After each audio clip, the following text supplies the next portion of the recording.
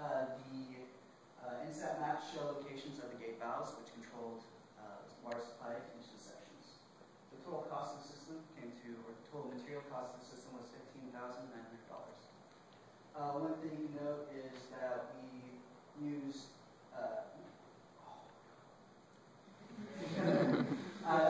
caps in certain areas to control pressures in areas which either had really high pressures or low pressures, and also PRVs in that area. One thing to note about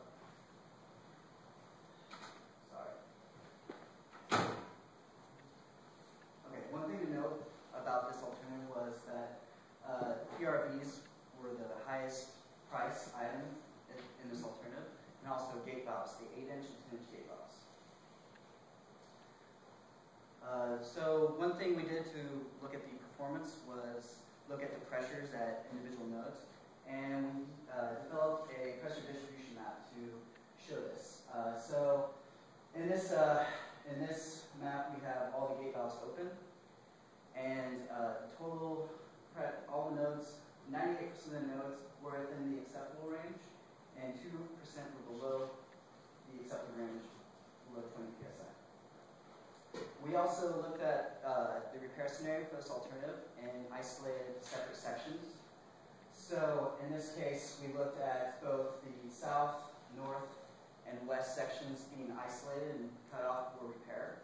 And in this case, only 1 to 2 nodes were above 80 psi, and several nodes were seen to be below 20 psi.